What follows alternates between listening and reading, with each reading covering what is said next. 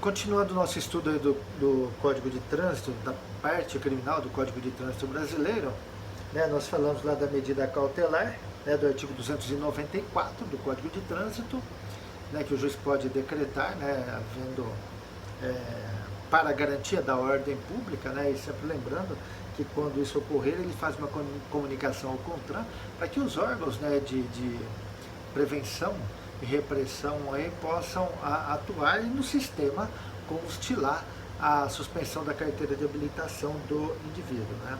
O artigo 296, ele vem falando da reincidência específica, que era uma coisa que tinha meio que acabado no direito penal com a reforma em 84 da parte geral. Eu tinha esquecido que antes, né, a gente já tinha lá a reincidência específica, depois ela desapareceu. E o Código de Trânsito, ele fala da reincidência específica. Havendo reincidência específica, ou seja, né, em crimes de trânsito, e o grande problema aqui da reincidência específica, ele fala, se o réu for reincidente na prática de crime previsto nesse código. Então, essa reincidência específica não é especificamente no crime, é em qualquer crime de trânsito. Isso já gerou bastante discussão aí entre os estudiosos, né, em razão de que deveria ser no mesmo crime. Para ver num outro crime eu sou reincidente específico, né? Nesses casos de reincidência específica, o juiz obrigatoriamente vai aplicar a pena de suspensão da permissão ou da habilitação, obrigatoriamente. Não fica a critério dele, como nós vimos lá atrás, não. Obrigatoriamente ele deve já aplicar a pena de suspensão da permissão da habilitação, independentemente das outras penas, tá? Independentemente das outras. O artigo 297, né, copiando lá do Código Penal, ele trouxe a multa reparatória. Não haveria necessidade de inserir aqui, porque se aplica subsidiariamente o Código Penal, então o juiz poderia aplicar a multa reparatória. Só que ele diz aqui que o pagamento consiste, mediante depósito judicial, em favor da vítima ou de seus sucessores, de quantia calculada com base no parágrafo 1º do artigo 49 do Código Penal, sempre que houver prejuízo material resultante do crime.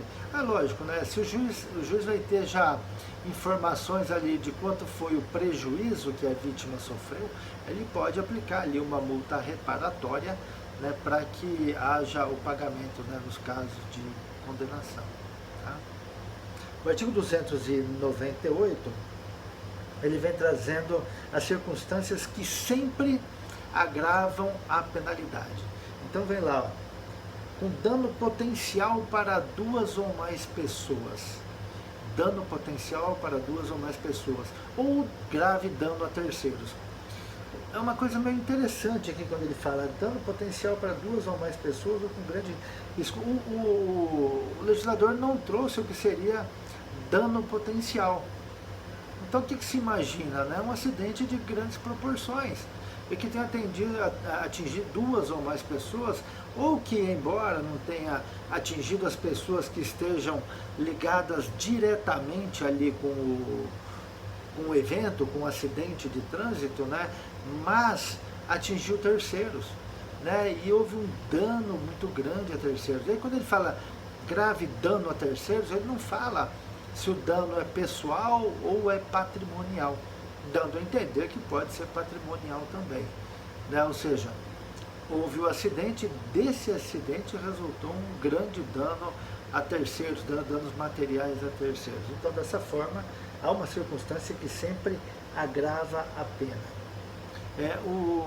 Também ele manda agravar a pena, determinar o agravamento da pena, quando o veículo envolvido no acidente, né, do causado, na verdade não é envolvido no acidente, né, é do causador do acidente, ele estiver com placas falsas ou adulteradas. Placas falsas ou adulteradas. Qual é o motivo do legislador, né, trazer uma coisa dessa que seria, assim, em termos, né, muito mais administrativa, né, do que criminal? Na verdade, o que o legislador pensou é que o sujeito está usando placa falsa ou adulterada é porque ele já está, né, com aquela ideia, né, de não ser identificado caso cometa algum crime. Né? Então ele já está querendo se safar de alguma responsabilidade se cometer algum crime. Não vamos nem dizer aqui que se ele fez isso, ele já está com intenção de cometer crime. Não vamos nem falar isso, né? Não vamos entrar nesse aspecto. Mas de qualquer forma, ele pode pensar assim, se a polícia for me pegar alguma coisa, não vai conseguir me identificar. Né? Então, por essa razão. Sem possuir permissão ou habilitação. Não possuir permissão ou habilitação para conduzir veículo. O legislador passou a partir do pressuposto, né, que não possuindo habilitação ou permissão, você não está apto à condução de veículo automotor.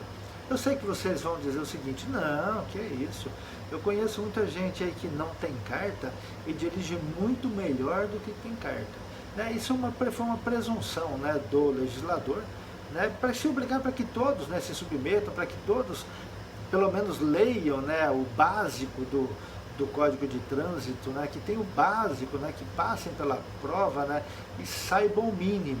Né. Outra aqui é conduzir o veículo com permissão e habilitação de categoria diversa. Por exemplo, né, a gente sabe, né, que a carteira de habilitação ela é dividida, né, de A a E. A para motocicletas, e antigamente tinha A1, A2, A3, agora é todo A para motocicleta, você tem a carteira A, você pode dirigir qualquer tipo de motocicleta. A, B, C, D e E. B para veículos pequenos, utilitários pequenos, né, veículos, eu não sei falar agora até quantas toneladas, mas veículos acho que até 1.000 toneladas, depois de 1.000 a 6.000 é a carta C e assim vai a carta E para veículos articulados, ônibus, né, carretas, esse negócio aí. Então, há essa divisão.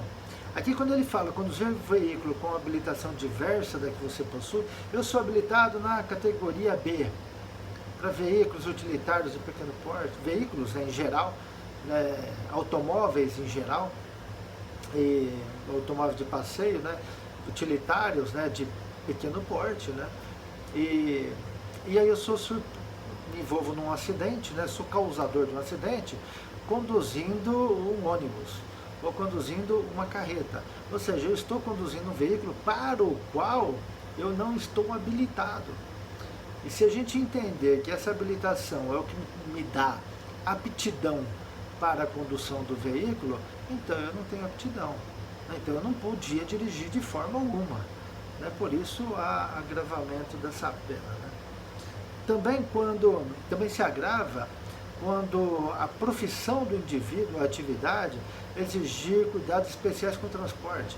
O sujeito é motorista de van escolar, né? Ou seja, a profissão dele exige que ele tenha um cuidado maior. A partir do momento que ele é causador de um acidente, né, em que ele deveria ter um cuidado redobrado e não teve, então ele acaba recebendo uma pena um pouquinho maior. Há uma discussão aqui, se esse caso aqui deve ser aplicado quando o sujeito pratica o delito, o crime, no exercício da sua função, ou quando estiver particular. Domingo estou de folga, me envolvo no acidente, eu dou causa a um acidente e eu sou motorista de uma van escolar, ou sou motorista de carga, né? Porque pode ser tanto de veículo de passageiro quanto de carga. E eu teria que ter um cuidado maior. Né? Há uma discussão nesse sentido aí, mas o que eu tenho visto de se aplicar aí é na regra geral, não importa se ele cometeu o crime no exercício da função ou, né, fora do exercício da função, mas em razão da função ele teria que ter um cuidado muito maior no desenvolvimento da condução do veículo. Né? Quando estiver utilizando veículos com equipamentos adulterados, né? Por exemplo, inserir um turbo lá que não poderia inserir, pôs lá um nitro no carro, né? Fez uma modificação lá para o carro ficar mais potente, ou fez uma outra modificação lá que tirou a segurança do carro, substituiu lá o sistema de freios e com isso o carro ficou com o seu sistema de parada muito mais vulnerável. É claro, se você modifica o veículo, né, com aqueles dos equipamentos que saem de fábrica, de forma a trazer a possibilidade de diminuir a segurança, você vai responder por isso, né? Porque ele já sai de fábrica obedecendo as normas técnicas ideais para o trânsito. A partir do momento que você modifica, você cria, né, uma instabilidade no veículo, né? Essa é a razão do agravamento. E por fim, inciso 7, quando você comete o crime ou dá causa a um acidente sobre a faixa de pedestre. Por que isso, né? Porque a faixa de pedestre é do pedestre, não é do veículo, né? O veículo só cruza ela, né, quando não tiver pedestre. Quando tiver pedestre, há necessidade de se aguardar, né? A gente não pode esquecer que ao princípio aqui da proteção no Código de Trânsito, pelo princípio da proteção, o maior protege o menor. Ou seja, se eu estou de veículo, com veículo, e eu tenho pedestre, o pedestre é o vulnerável. Ele é o menor, né? Ele é o mais fraco na relação de confronto, então eu devo protegê-lo.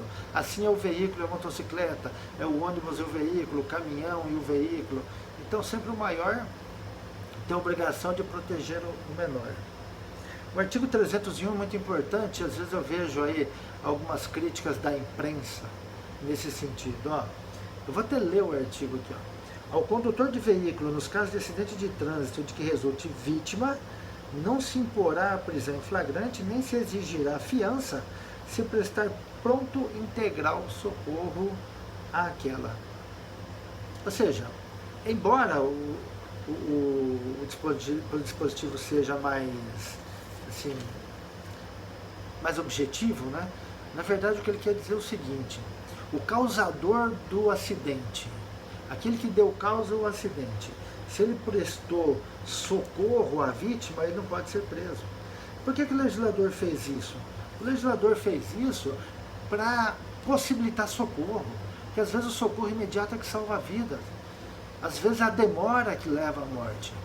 E o objetivo do legislador não é, no primeiro momento, punir quem infringiu a norma. Em primeiro momento é salvar vidas, salvar a vida da vítima.